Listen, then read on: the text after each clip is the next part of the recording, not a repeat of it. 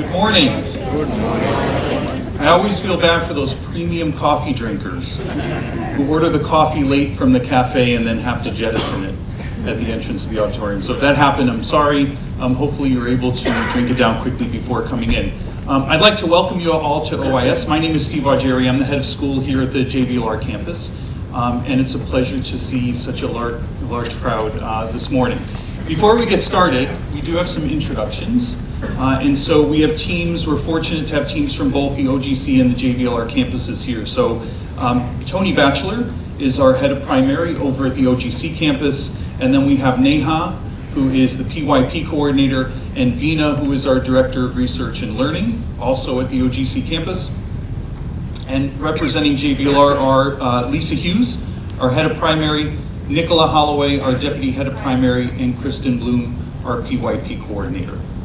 And then, and I don't know if they've made it in yet, folks that you've probably already been in contact with, our admission staff. They really didn't want me to introduce them, but I told them I would anyways. I think they're still out in the lobby, Radhika, Karishma, and Shivani. Okay, so just put some faces, some names to faces. I have to ask before we start, are there any repeat customers in here? Any current OIS parents? Okay, all right, did you notice where those hands are? Those are the people you should ask your questions to, right? I can assure you we did not plant them in the crowd. They just show up for different events. But it is nice to see some familiar faces, so welcome to those folks as well. For how many of you is this your first child that you're seeking admission for? Wow, okay. Very exciting, at the same time very terrifying, right? So hopefully we'll make this as non-terrifying as we possibly can. I will be honest, before I moved to India, I never heard of this USP. But I've since come to know, and I think, tell me if I have it right, it means unique selling proposition. Is that right? Yeah. Okay, I do get asked this every once in a while. It's always the dads. I don't know what's up with you guys, but usually I never get this from the moms. I'm not going to answer that question today. And going even further, I want you all to know that this is not a sales pitch this morning. In fact, if you walked out of here this morning thinking that you had just been pitched to, I would actually be really disappointed. Because what we're really going for here is honesty. It's presenting as full and honest a picture of what we do with kids, what we believe is a school, and what we're trying to accomplish. And I think the reason why we're going for honesty is because it's a two-way street, right? And just as we are gearing up for admission season, we're gearing up to look at students and families and determine best fit, we never lose sight of the fact that you're doing the same thing.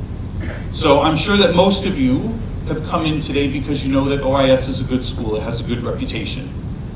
The most important thing for you is to figure out if it's a good school for you and for your child. To figure out if your beliefs about education square with ours. All right? And so as we're going through the presentation, listen to what we're saying, the things that are important to us, but also think about the things that are important to you, because that's a really key part of this equation. So what I'm going to do in my time is I'm going to try to give you a picture of what some of those things are. It's really impossible to take everything that's going on in the building and boil it down to a 1-hour presentation. We all struggle with that. So I'm going to get started, and then you'll hear from the division heads once I'm finished.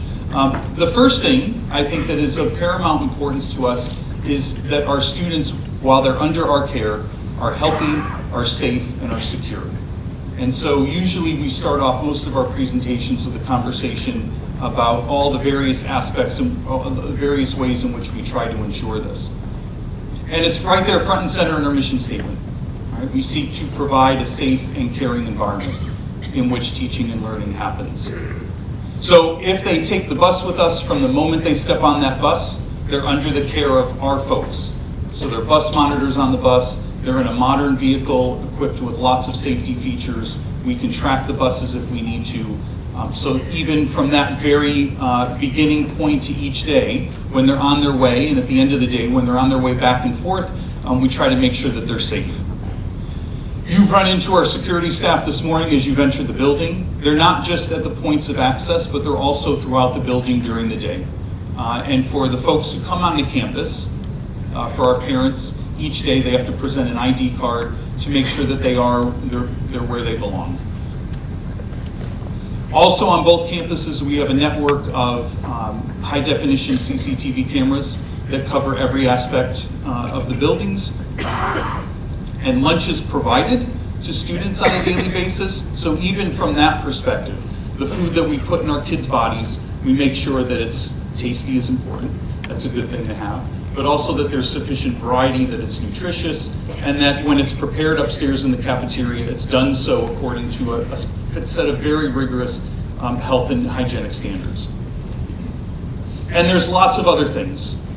So we have a clinic that's just outside the auditorium on both campuses, staffed by full-time nurses. We also have a tie-up with the local hospital, so we have a doctor on campus a couple of days a week. We have water filtration units all throughout the building that are serviced regularly, so we make sure that the water that the kids are drinking is healthy. We have fire safety equipment around the building stationed at key points, and then also we have 2 AEDs, one in the lobby and one on the 4th floor at both campuses. And then there's also the safety procedures, the evacuation procedures that we follow. So really the whole idea is to provide as safe of an environment as we possibly can. Now the ad mentions our one school, 2 campuses model and framework, so I do want to take a moment to talk about that. We really do endeavor to keep things the same across both campuses. And so whether we're talking about the governance structure with our foundation and our board of trustees, the statements of what we believe, our academic programs, our policies, our admissions process is the same between 2 campuses, our fees are the same, even down to the food being the same. And most importantly, the quality of teaching and learning is the same across both campuses. But there's a difference, and it's one that I think you should know about from the start. The OGC campus is authorized by the IB to offer the 3 programs. The primary years program, the middle years program, and the diploma program. The JVLR campus, having just opened 2 years ago, is still in the process of securing that authorization. Now, for your students, your children, this isn't really all that important, especially for PYP. And in fact, in a couple of months, we hope to secure authorization for the primary years program and the diploma program on this campus, with the middle years program to follow next year. All right, so this is just a matter of us applying and making sure that we go through that process to earn IB's official endorsement. All right, but a difference and one that you should be aware of. I don't want to give you an exhaustive list of the facilities that we have across both campuses and what they are. Really, I hope from your impressions just by coming in this morning in the lobby and in the auditorium, you get the sense that we do offer a really, really wonderful facility in which kids learn.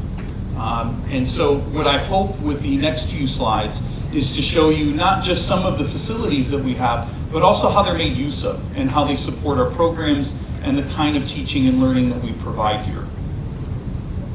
Does this look familiar?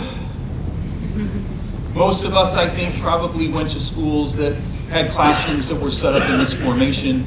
I don't think any of us are old enough, maybe with the exception of Tony, to have been around back when this photo might have been taken. A bit dated, perhaps. Sorry, Tony.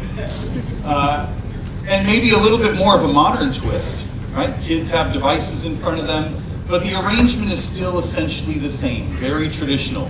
Teacher up at the front of the classroom, all the kids facing in the same direction. Needless to say, our spaces looked a little bit different. So this is one of our senior kindergarten classrooms at this campus, which is a triple space. It's 3 classrooms in one. And so those panels that you see on the left and on the right can be closed off to set up 3 discrete classrooms. But we keep the walls open because it allows for all different kinds of activities to take place and all different kinds of interactions. So, self-directed learning, where kids are working together, whether it's a project or an activity in the early years or something in the upper primary, with those activities looking different depending on the age of the kids. Lots and lots of collaborative activities, so kids working together. again in the early years, and then in a design classroom up in the secondary. And you see that those kids have devices in front of them. Technology is a part of our program. Places that foster exploration and inquiry for kids. So this girl in the early years working on a very detailed drawing. And then also up in the secondary are students in science class diagramming out things on the whiteboard, which traditionally was the province only of the teacher. And here they're working on things like cell function and cell processes. And then also spaces that begin to build a sense of independence, even with the little kids.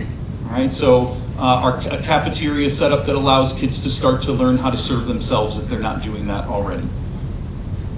Now, I'm sure some of you are wondering where are the teachers, because we haven't seen any of them yet in these photos, and they are here.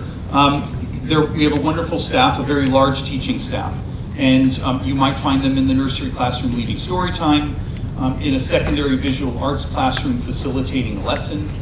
Again, notice the collaborative setting. But always they're sort of in the thick of it, working and learning and teaching right alongside the kids. And always, I think, demonstrating a very high level of care and attention. Building connections and relationships. And then most importantly, I think, is having fun. We have to have staff that can have fun doing what they're doing with kids and passing that joy along to them. Overall, the facilities are safe. This is a science classroom up in the secondary, and then up on the rooftop, kids doing a swim unit in their PE class. Clean and well maintained, and also spaces where kids can be comfortable and be themselves. But overall, spaces that support our programs. So I'm going to get back to this in this last part of my conversation. I'm still not going to answer this question. I think the better question is looking at this very young future graduate and thinking about what it is that we're doing for her. So pulling back a little bit from health and safety and facilities and looking a little bit more at the overall picture of the education that we provide at OIS. A lot of our conversations, to be perfectly honest with parents, start to kind of coalesce around these things. Things like homework, things like rote learning, mugging up, which is another term I didn't know before I came to India. Exams, grades, content, that information, that all-important information and set of facts that they're learning. And also subjects. Subjects are really important, discrete subjects. And the point I want to make is that's really not part of what we do here. It's not really part of our education. So to go back to this young lady, again, the question is, what are we doing for her? What kind of education are we providing if we're not really focused so much on that other stuff? It's an education that's focused on our vision, and you can see that displayed right there on the back of those t-shirts. One that's based on the idea of encouraging kids to be independent and empowering them. IB refers to this as student agency, and it's pretty much the same thing. It's ensuring that students have a voice and a choice, not only in what they learn, but also how they learn it. It's an education that's based on our core values. And I always make the point that when I was in school, right, I was getting the knowledge, but I wasn't really getting the other things. And when I say I wasn't getting them as part of the curriculum. Those things are built into what kids are doing within our school. It's also an education that's built on those, that IB learner profile that some of you may be aware of, with the 10 traits that we try to develop and foster in our kids. And you can get a load of some of them up on the window there. We want them to be communicators and thinkers. We also want them to be knowledgeable, down at the bottom, that's important. There are a lot of things that we talk about that would be considered soft skills, which I think is kind of a misnomer, because I do think that we're at the point where we should be referring to these things as essential skills. And so why do we do it that way? That's a question that comes up a lot. Why are we moving away from this traditional notion of education, whether it's the way kids are arranged in the classroom, or the way they're learning, or the amount of input they get to have in what they're doing on a daily basis?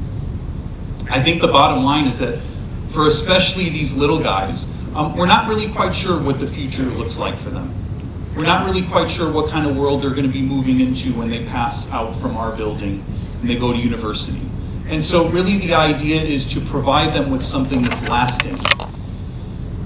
And the education that we got that may have been more based on content and information is really not going to cut it by the time that they're out of school. And so this is a great quote. The major thing that your kids are going to be doing as they grow up is going to be learning, and then unlearning, and then relearning continuously. And so the idea is not to provide them with a set of static facts and information that could rapidly become obsolete, but to give them something, give them the kind of education that's going to allow them to adapt. And those things really start to look more like skills than the other things. And the content is there, and the knowledge is there, but we're really looking at giving them a set of skills and a way of thinking that's going to allow them to change as the times change. And that's all I have for this portion. And at this point, I'm going to call Tony up, who's going to take you through a little bit more specific information about the primary school.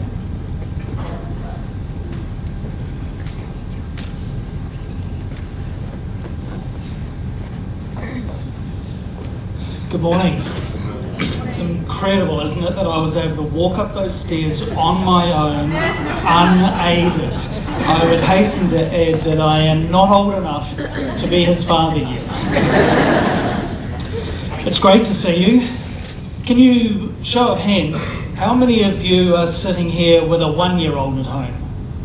2-year-old? 3? 4-year-old? Okay. 5-year-old? Right. And how many of you have got just one of those? 2 of those?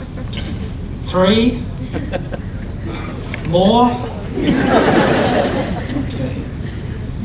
So I'm Tony. I'm the head of the primary division over at the OGC campus.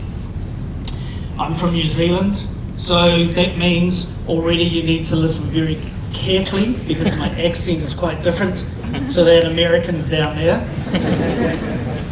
And we are here to talk about, just for a brief moment, about the early years division, which is our nursery, our junior kindergarten, and our senior kindergarten. You've heard Steve talk about the fact that we are one school over 2 campuses. Each campus is at a different stage in its development because at OGC we are 10, 11 years in the making, and over here, as Steve has already said to you, just a couple of years. But you can see there that we have pretty much the same number of grades. The number of children is a little bit different.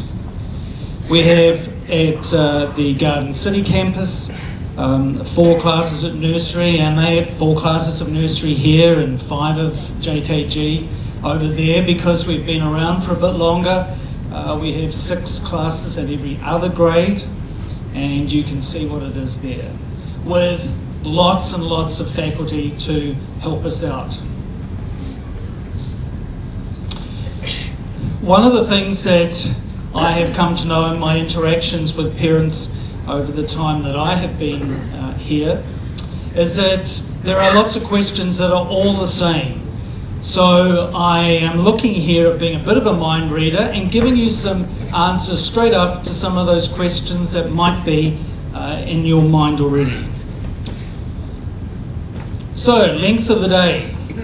This comes as a bit of a shock to some people. Children need to be at school just before 7:45 in the morning. Yeah. Means you have to get up really early. But classes will end at 12:15 for nursery and JKG. SKG go right through to the end of the day, but for nursery and JKG it is a half day. In the second semester, so after January, in JKG, we have a longer day, so that they're getting ready for a full day in SKG, senior kindergarten. And you've heard that yes, we do serve a school lunch, but not for nursery and JKG because they go home for lunch. but for SKG, yes. And in the second half of the year, JKG students, the junior kindergarten students, have lunch with us. Class sizes are pretty much this. Sometimes 1 or 2 more, sometimes 1 or 2 less. About the same size as when you were at school.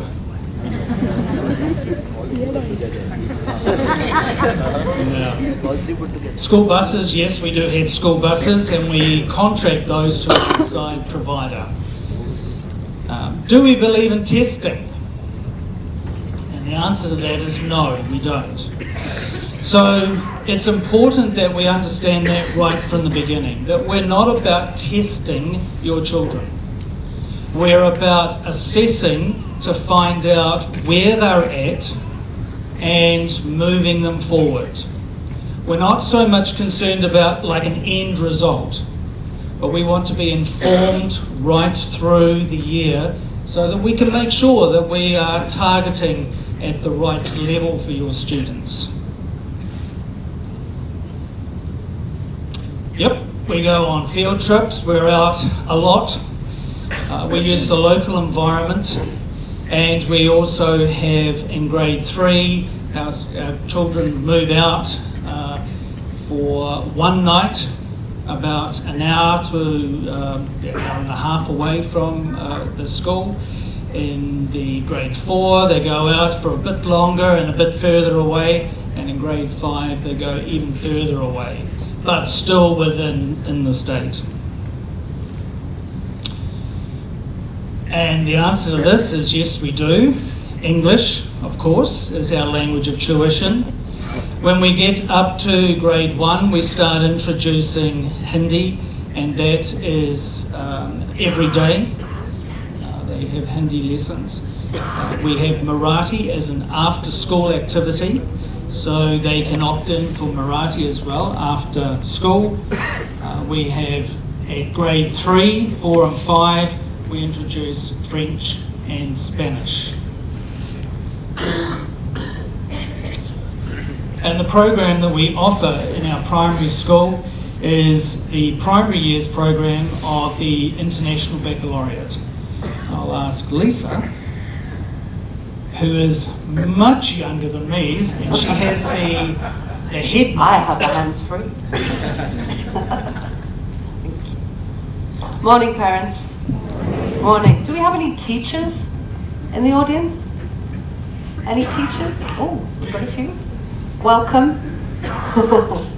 I'm here to talk a little bit about the program that we offer. Like Steve said at the beginning, it's very difficult to talk about what we do in the time that we have. How many of you have seen this symbol or this sign or this acronym before? Okay, so a lot of our parents read about the IB, talk about the IB, are recommended the IB from other parents. But one thing we've learned at our school is that for you to understand it and what it actually means and what it looks like is very different from what you read. So I'm going to try and unpack a few things for you today. And I am in the fortunate position that I am a parent and I am a principal as well. I'm the head of primary here at the JBLR campus. And my son is 11 years old and he has only done PYP schools. I choose it as a parent and I choose it as an educator.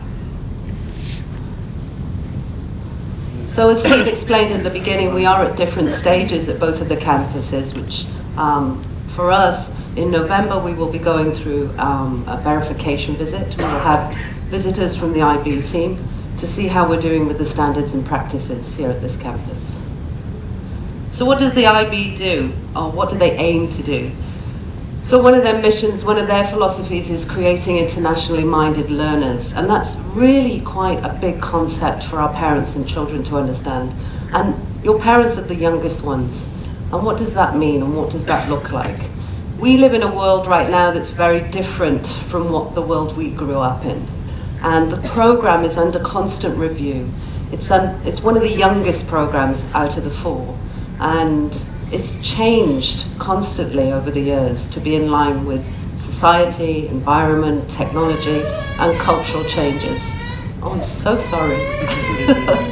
So what we try to do is encourage these children to create a better and more peaceful world. And how do we do that? Steve mentioned briefly about something called the learner profile. We hear lots of tears in the early years. We're used to it. It's okay. So we look at the learner profile, and it's more than content, it's more than knowledge. We're not saying knowledge isn't important, but every day, parents, if you don't know something, what do? You Google it, right? You're on the internet and you Google it. We have the power of finding out things at our fingertips. So what we try to do is look at beyond the knowledge. And I'll talk a little bit about what that looks like. But for us, it really is about learning together. So Steve mentioned the word collaboration and working together. Whilst we respect that some of our learners learn independently, we really believe that the power in learning is working with your environment, your resources, your peers, your friends, and not just one teacher in one room. How many of you went to school with one teacher in one room, and that teacher was the fountain of all knowledge? Yes. It's quite bizarre now when you think about it, isn't it? It's quite bizarre.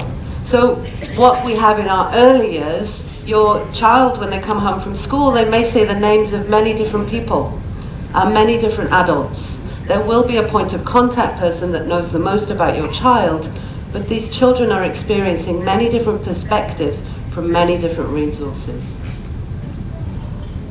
So through these learning engagements, the children are really looking at developing skills. It's not just what they do, it's the how they do it and what are they able to do. So have a look at these skills. I wonder if you can think which one we really focus on with the little ones. What do you think? Self-management? Social, yeah. Social's a big one. You know your child best at home, we know them in school. And it's a battlefield for these kids. They have to negotiate space. They have to negotiate turn taking and time. And they're in a class with 15, 16, 17 other little ones who want the same thing, right? So social interaction is a huge part of our early years program. Self-management too. A lot of your children, how many of you have DDs or nannies or carers at home looking after your loved ones? Yeah. We really try and pull even our youngest ones away from that and start being more responsible for themselves. And it's quite frightening for a parent, I can say that too, when you let your child do these things for themselves, right? So we use all these ATLs, the approaches to learning, in many different environments. Parents, you are one of our most important resources. Homeschool links strengthen what we do. You spend most of the time with your child. For you to come in and tell us all about your child, to see how your child is learning, that's when we can strengthen our program.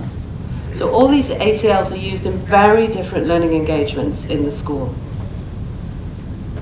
At the center of our early years is something called play. How many of you are familiar with play-based learning? How many of you have heard that before? Okay. So I want to be really clear, play isn't separate from work. Play isn't separate from academics. It's not something that they come and do and play on the slides and the climbing frames and then they do academics. We are very much driven by a play-based curriculum. The children come to our school, and for them to make contextual meaning and understand the world around them, it's important that they get involved in what they're interested in. And what are they interested in as a 3-year-old? Play. So I don't want you to think that we just get out the balls and the skipping ropes and just let them free. It's very planned. It's intentionally planned by our early years department. But really the motivation for their learning comes through play.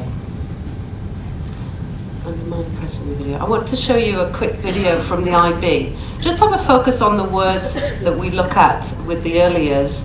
And these are some of the concepts that we explore with our youngest learners.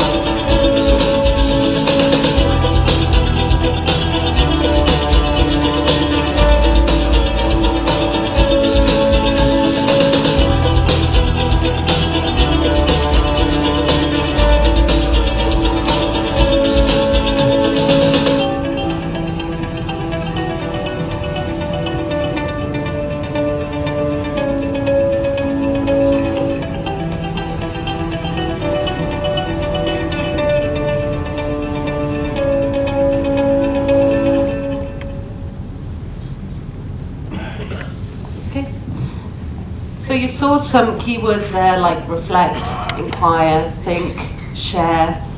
The subject knowledge that we see is also there, and I want to be clear about that as well. We do have a framework for the subjects that we cover, but how we cover them is really through an inquiry-based approach.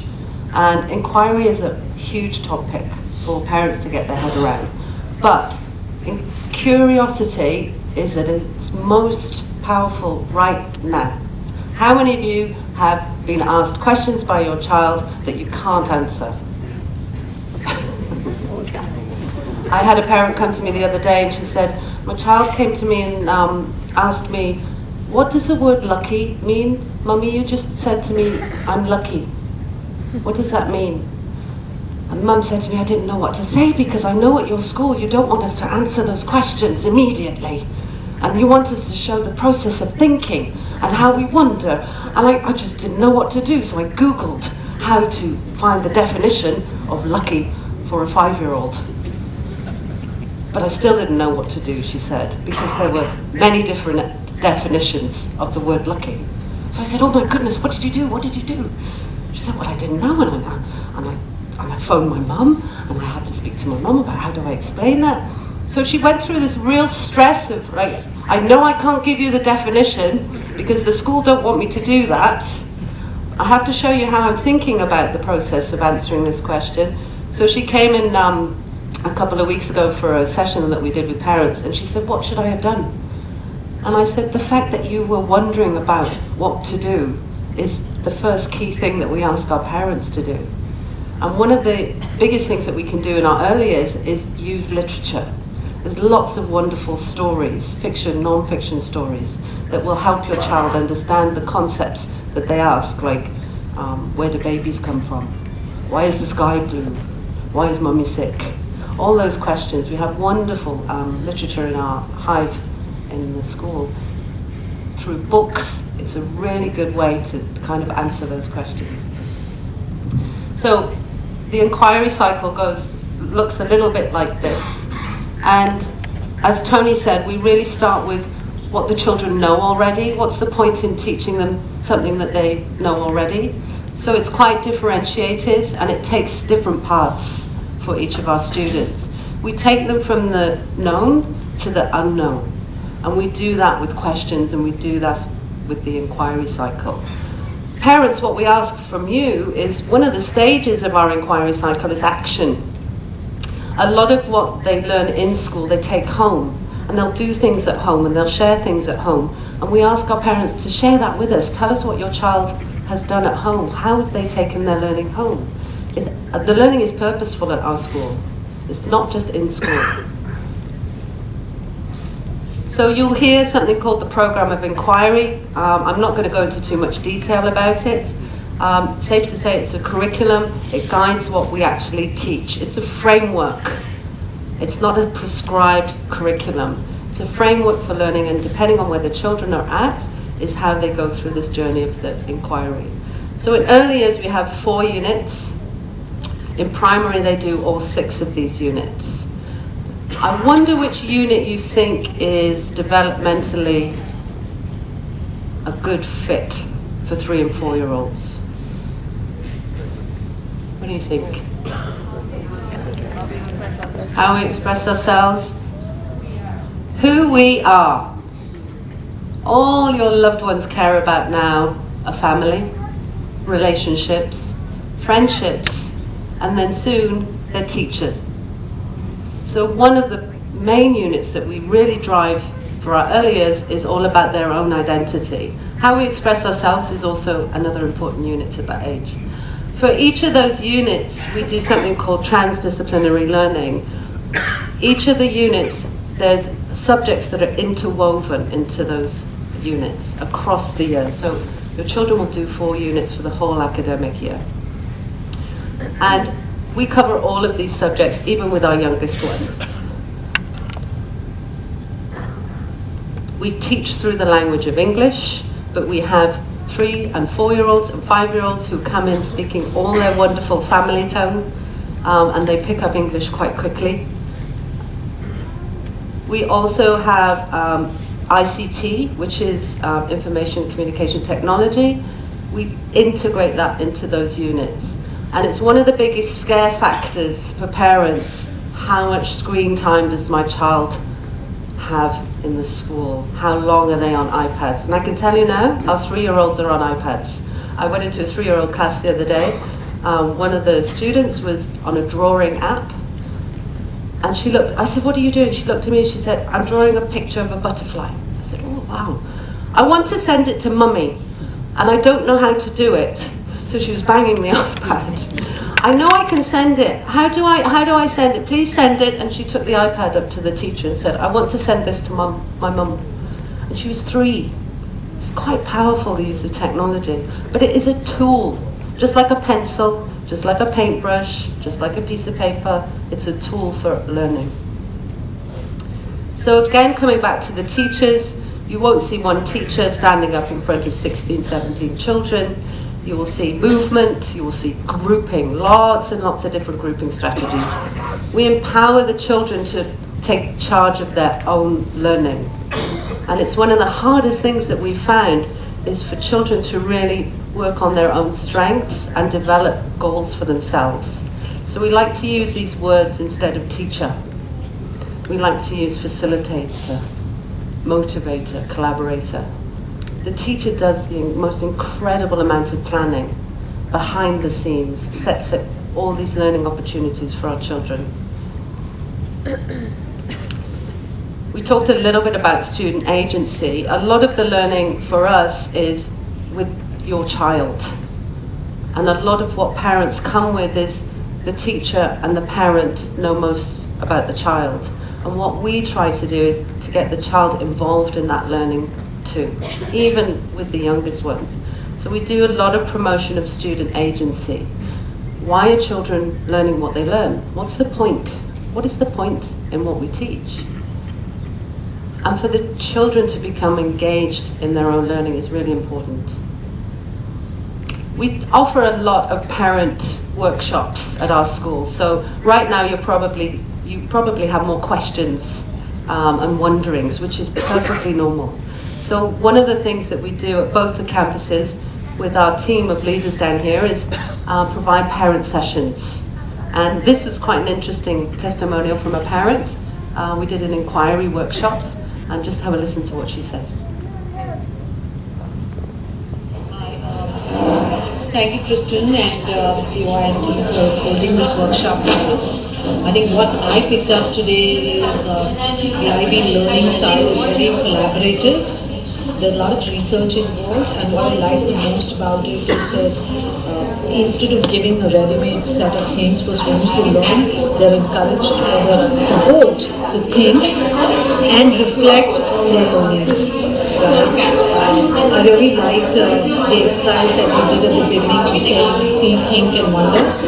I think we all try to do it in all one day, but it seems IB is able to distinguish in there, so that children are a lot more observant and apply a lot more thinking in whatever they are learning. So thank you so much. Look forward to coming back.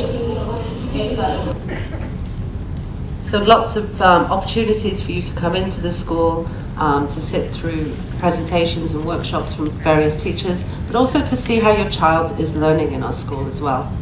I'm just going to finish with this. Parents often ask, well, what is it that we can offer? What is it?